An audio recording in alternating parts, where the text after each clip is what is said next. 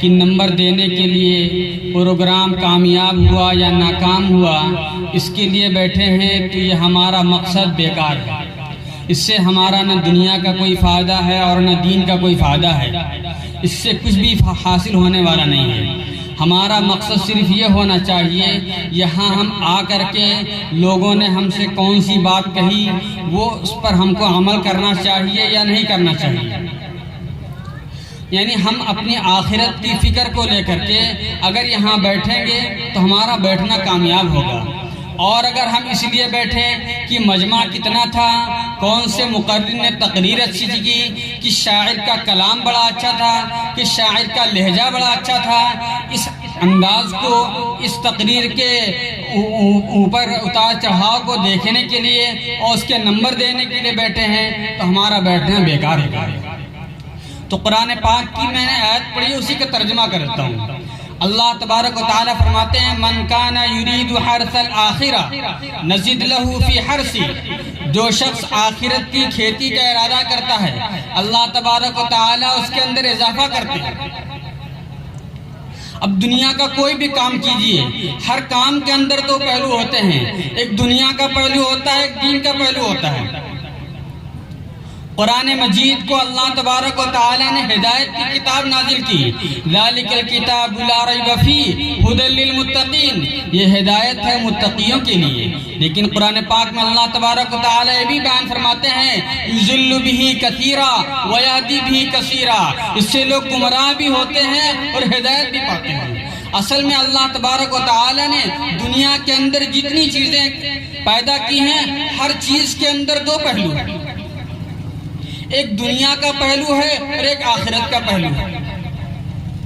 ہم کھانا کھاتے ہیں، مقوی غذائیں کھاتے ہیں، ہم طاقتور بننے کے لیے کھاتے ہیں۔ ہماری طاقت کس مقصد کے اندر ہوتی ہے؟ ہم کیوں طاقتور بننا چاہتے ہیں؟ تاکہ اللہ کی عبادت کے اندر ہمارے اندر چستی نہ پیدا ہو، کوتاہی نہ ہو، تو ہمارا کھانا، مقوی غذا استعمال کرنا یہ ثواب کا کام نہیں ہوتا۔ اور اگر ہم طاقتور بنتے ہیں، اگر دنیا کی کوئی طاقت ہم سے لڑے گی تو ہم اس کو پچھاڑ دیں گے جا کر کے، تو یہ کھانا جائز ہے، اس کے اندر کوئی ثواب کا کام نہیں ہے۔ اللہ کے نبی صلی اللہ علیہ وسلم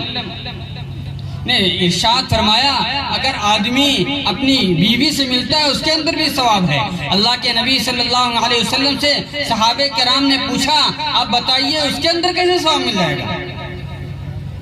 اللہ کے نبی صلی اللہ علیہ وسلم ارشاد فرماتے ہیں اگر وہ حرام کام کو چھوڑ کر کے اللہ کی حلال کی ہوئی چیز کو استعمال کرتا ہے اور یہ دل کے اندر خیال کرتا ہے اللہ نے مجھ کو حرام سے بچا لیا، میں حلال کو استعمال کر رہا ہوں، اس کے اندر کس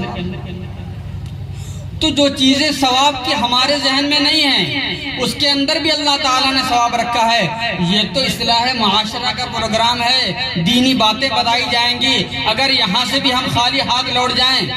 تو ہم کو کیا حاصل ہوگا؟ تو اللہ تبارک و تعالیٰ ارشاد فرماتے ہیں من کان یرید حرث الآخرۃ نزد لہ فی حرثہ، جو شخص آخرت کا ارادہ کرتا ہے ہم اس کی کھیتی کے اندر اضافہ کرتے ہیں۔ اضافہ یہ نہیں اس کے ثواب کے اندر اضافہ کرتے ہیں، نہیں، دنیا کے اندر جس مقصد سے وہ کام کیا جا رہا ہے دنیا کے کاموں کے اندر بھی ترقی ہوتی ہے۔ اگر اللہ کے راستے میں ہم مال خرچ کرتے ہیں آخرت کے لیے خرچ کرتے ہیں، ایسا نہیں آخرت کے اندر ثواب زیادہ ملے گا، دنیا کے اندر بھی مال بڑھے گا۔ ہم یہاں پروگرام کرا رہے ہیں، ہمارا مقصد ہے کہ آخرت کے اندر ہم کو ثواب ملے، انشاءاللہ اس سے اچھا پروگرام آئندہ ہوگا، آخرت کے اندر ثواب ملے گا۔ تو نزید لہو فی حرثہ، اللہ تعالیٰ یہ نہیں فرماتے ہیں کہ ہم اس کی آخرت کی کھیتی کے اندر اضافہ فرمائیں، نہیں، اس کی کھیتی کے اندر اضافہ کریں گے جو آخرت کا ارادہ کریں گے۔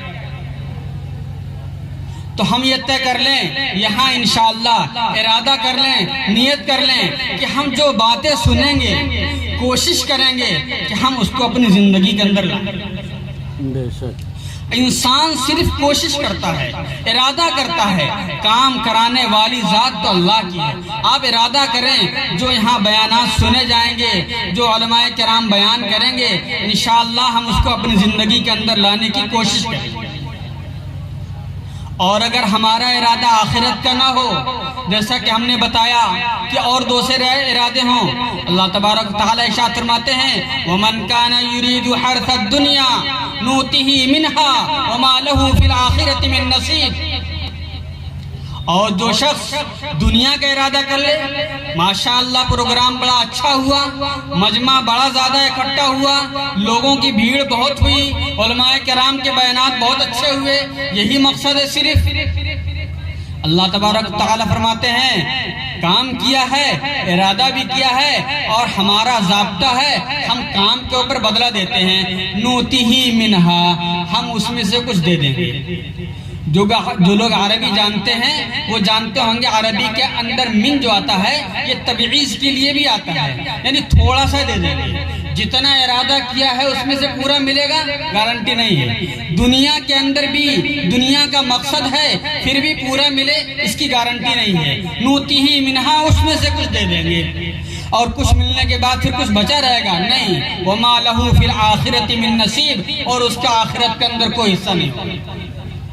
تو ہم دنیا کا ارادہ کریں اور دنیا بھی ہم کو پوری نہ ملے اور آخرت کے اندر حصہ ہی ختم ہو جائے، اس سے بہتر ہے ہم آخرت کا ارادہ کریں، آخرت کے اندر بھی زیادتی ہوگی اور دنیا کے اندر بھی زیادتی ہوگی انشاءاللہ۔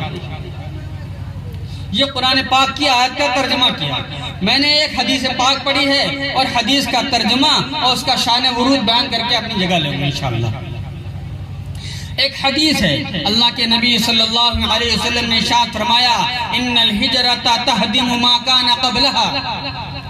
حدیث کے پورے الفاظ ہیں ان الاسلام یہدم ما کان قبلہ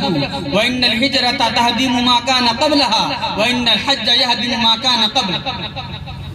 اللہ کے نبی فرماتے ہیں ایک شخص اسلام میں داخل نہیں ہے، وہ اسلام میں داخل ہوتا ہے پچھلا حساب کتاب سب بے باک ہو جاتا ہے۔